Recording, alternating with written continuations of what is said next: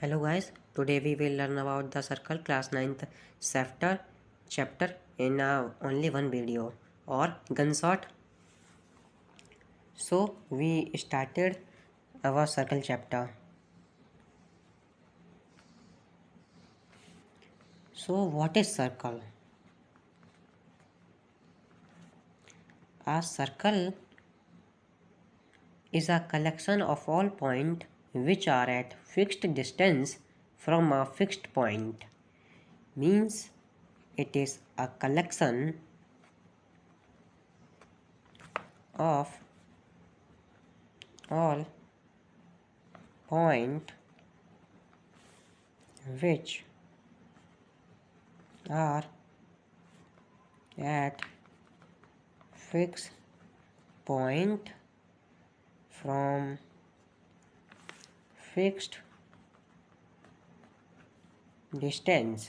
मतलब कि एक सर्कल हमारा एक ऐसा ग्रुप होता है पॉइंट का जो कि एक फिक्स्ड पॉइंट से फिक्स्ड डिस्टेंस की ओर होता है। जैसे कि मान लीजिए हमारे पास ये एक सर्कल है, ये हमारा कलेक्टिवली बहुत सारे पॉइंटों से बना होगा और ये बीच में इसका ऐसे हम इसे कहते हैं एक फिक्स पॉइंट, जिसके हम कहते हैं जो फिक्स पॉइंट होता है हम उसे कहते हैं सेंटर। ओके बच्चों, और फिक्स पॉइंट हम इसे सेंटर को कहते हैं। जो हमारा जो फिक्स्ड डिस्टेंस होते हैं हम उसे कहते हैं रेडियस, जो कि आर से डिनोटेड किया जाता है। सो आई होप आप सर्कल के बारे में इतना जान चुके होंगे और हम दूसरे कॉन्सेप्ट की ओर बढ़ते हैं जो कि है हमारा कॉर्ड। अब देखिए बच्चों, कॉर्ड क्या होता है कि एक ऐसा लाइन सेगमेंट जो कि ज्वाइन करे बाउंड्री ऑफ सर्कल को, हम उसे कहते हैं chord. A line segment which join two point on a circle. Suppose like that it is a circle and it is a point, it is a B point, and if I join this point then this is known as AB chord. So and this is the center of circle. So I hope आप cord के बारे में भी समझ गए होंगे। मतलब cord क्या है, एक ऐसी लाइन सेगमेंट जो दो पॉइंट को ज्वाइन करें। अच्छा, डायमीटर क्या होता है? डायमीटर अगर मैं आपको बताना चाहूँ, ये सबसे लॉन्गेस्ट कॉर्ड होती है हमारी किसी भी सर्कल की। So it is the longest chord of a circle.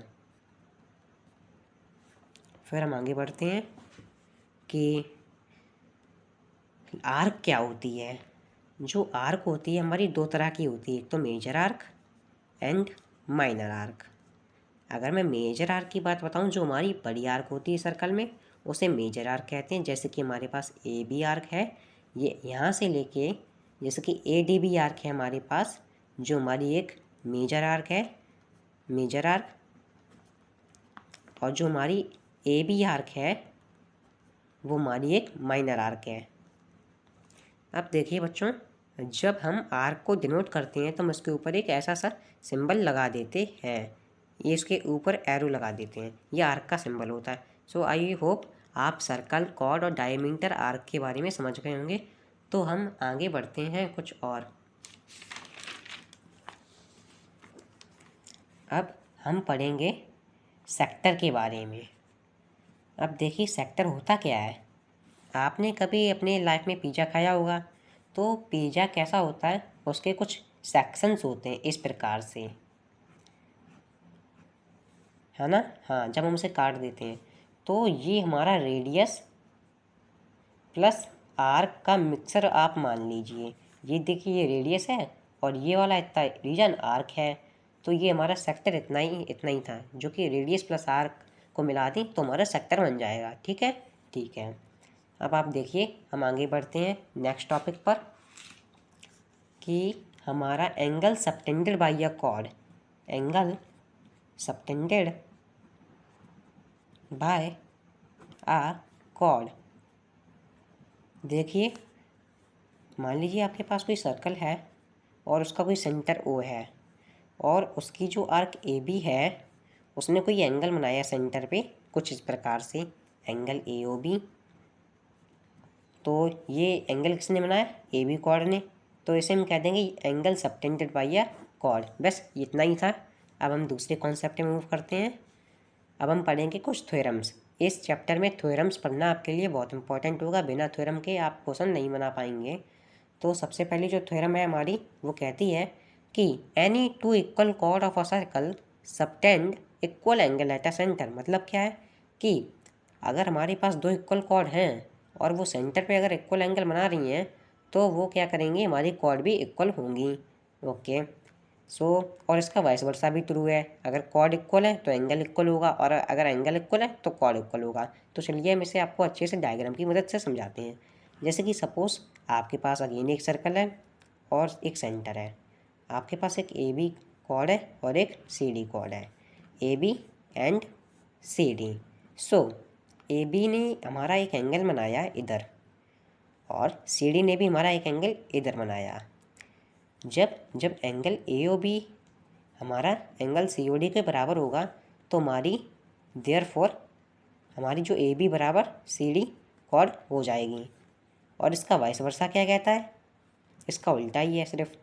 अगर हमारी कॉर्ड इक्वल हो जाए, A B equal C D, तो हमारे देयरफॉर एंगल भी इक्वल हो जाएंगे। बस इतना ऐसा ही है।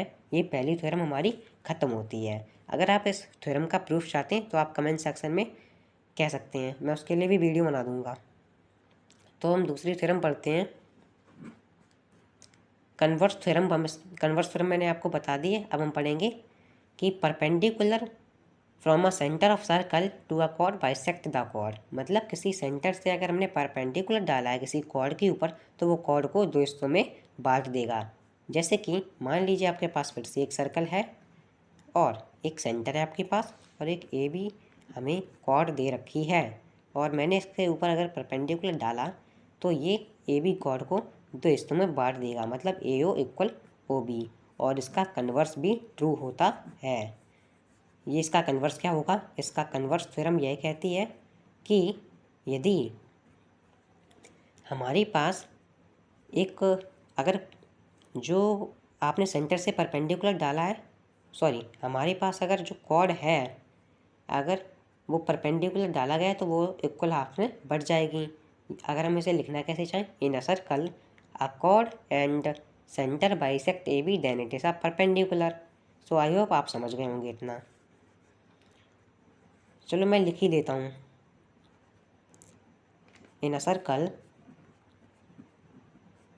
a chord and center bisect AB, then it is a perpendicular। So I hope आप सेक्टर और कुछ थ्योरम्स के बारे में अभी कुछ सीख पाए होंगे अभी तक के लेक्चर में। तो चलिए हम और कुछ थ्योरम के बारे में पढ़ते हैं। जो हमारी नेक्स्ट थ्योरम है वो है कि अगर हमारे पास नॉन कोलिनियर पॉइंट्स हैं, नॉन कोलिनियर पॉइंट्स कौन से पॉइंट होते हैं, जो हमारी स्ट्रेट लाइन पर लाई नहीं करते हों, स्ट्रेट लाइन पर लाई नहीं करते हों, उन्हें नॉन कोलिनियर पॉइंट कहते हैं। और अगर हमारे पास 3 नॉन कोलिनियर पॉइंट हैं तो उसके ऊपर सिर्फ ओनली 1 सर्कल ही पास हो पाएगा, जो कि एक यूनिक सर्कल होता है।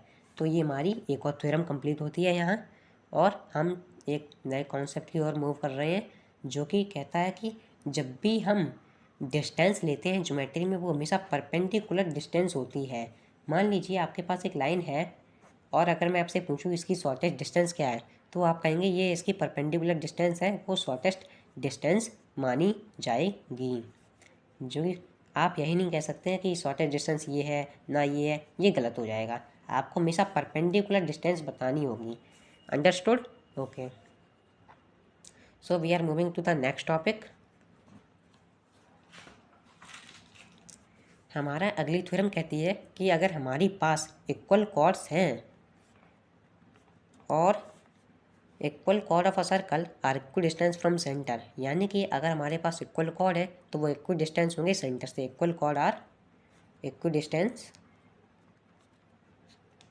From centre. और जिसके हमारे पास एक ये कॉर्ड दे रखी है ए बी और एक कॉर्ड सी डी। मान लीजिए ए बी और सी डी दोनों ही सेंटर से 5 सेंटीमीटर दूरी की हैं, तो ये हमारा क्या होगा, ये कॉर्ड भी इक्वल होंगी और उनकी जो इक्वी डिस्टेंस भी होंगी। सो आई होप ये आप समझ गए होंगे और इसका कन्वर्स भी ट्रू होता है और वाइस वर्सा। अब हम नेक्स्ट कॉन्सेप्ट की ओर मूव करते हैं।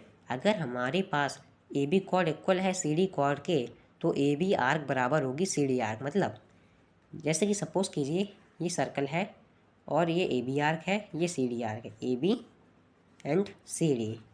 अगर ए बी कॉर्ड इक्वल है सी डी कॉर्ड के, तो जो हमारी ए बी आर्क है वो इक्वल होगी सी डी आर्क के। ये हमारा एक कॉन्सेप्ट कहता है, आपको ये बात याद रखनी होगी। अब हम मूव करते हैं नेक्स्ट कॉन्सेप्ट पर, जो कि कहती है मोस्ट इम्पॉर्टेंट थ्योरम है इस चैप्टर की, angle subtended by a chord. इसे हम कहते हैं angle subtended by an arc at the centre and another angle subtended by it, then centre angle is equal to double of it. इसका अर्थ यह है कि मान लीजिए आपके पास भी एक सर्कल है और किसी आर्क ने उसके ऊपर कोई एंगल सबटेंड किया सेंटर पर, और उसी आर्क ने कोई angle remaining part of circle पर सबटेंड किया। अब सेंटर पे नहीं करेगा, किसी सर्कमफेरेंस के पॉइंट पर करेगा। मान लीजिए थीटा एंगल था, तो ये हमारा थीटा बाई 2 हो जाएगा। मतलब कि angle A O B equal to angle A C B twice का। जैसे कि ये थीटा था, तो ये हमारा क्या हो जाएगा, थीटा बाई 2, और इसका कन्वर्स भी ट्रू होता है। तो चलिए हम अगली थ्योरम पर बढ़ते हैं। आपको इस थ्योरम में ये मालूम होना चाहिए, angle A O B equal twice of angle A C B.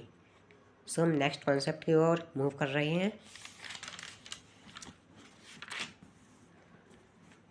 अब हमारे जो अगली थ्योरम है वो कहती है कि जो angles in the same segment होते हैं, एंगल्स इन सेम सेगमेंट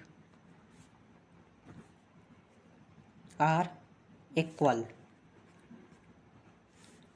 मान लीजिए एक अगेन सर्कल है और उसके ऊपर एक नीचे सेगमेंट हमने बनाया है, और ये वाला इस आर्क ने एक यहाँ पे ऊपर टॉप पे एंगल बनाया और इसी आर्क ने इधर टॉप पे इस साइड एंगल बनाया।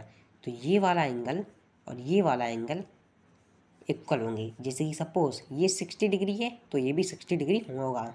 ये हमारी थ्योरम कहती है angle in the same segment are equal. Okay, so next theorem कहती है कि angle in semi circle is right angle. मान लीजिए कि मैंने किसी सर्कल को सेंटर से डायमीटर से उसे काट दिया, तो वो एक सेमी सर्कल बन जाएगा, और उसी आर्क ने अब उसी कॉर्ड ने एक एंगल सबटेंड किया है, तो वो 90 डिग्री एंगल बनाएगा। ये कहती है angle in semi circle is 90 degree और राइट एंगल।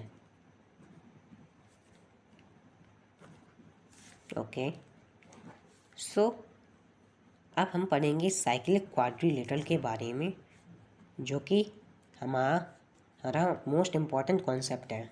मान लीजिए आपके पास एक सर्कल है और उसके अंदर हमने एक क्वाड्रिलेटरल को रखा है जिसकी सारी वर्टिसेस टच कर रही हैं, तो वह हम उसे क्या कहेंगे, साइक्लिक क्वाड्रिलेटरल। अब साइक्लिक क्वाड्रिलेटरल की एक थ्योरम यह कहती है कि जो उसके अपोजिट पेयर का जो सम होता है, अपोजिट एंगल है, वो 180 डिग्री होता है। सपोज ये ए है, ये बी है, ये सी है, ये डी है, तो angle D plus angle B, मतलब इसका अपोजिट ये है, और एंगल ए का अपोजिट सी है, तो एंगल डी और प्लस बी का सम कितना होगा, 180 डिग्री, और angle A plus angle C का सम कितना होगा, 180 डिग्री। ये हमेशा सप्लीमेंट्री एंगल बनेंगे, ये इसकी एक प्रॉपर्टी है। अब हम पढ़ते हैं अब ये हमारा लास्ट टॉपिक रह गया इस चैप्टर का, जो कि है, मान लीजिए आपके पास एक सर्कल के अंदर एक ट्रायंगल है जो कि एक इक्विलेटरल ट्रायंगल है। अब इक्विलेटरल ट्रायंगल क्या होता है, जिसकी सारी साइडें बराबर हों और उसके जो मीडियन सारे सेंट्रॉइड पे मिलते हैं, तो वो हमेशा 2:1 का रेशियो देता है। तो इसे हम अगर लिखना चाहें तो हम कैसे लिखेंगे, in a circle if there is equilateral triangle then median where mate is called centroid and give 2:1 ratio. So यहीं हमारा ये सर्कल चैप्टर ख़त्म होता है। So thanks for watching.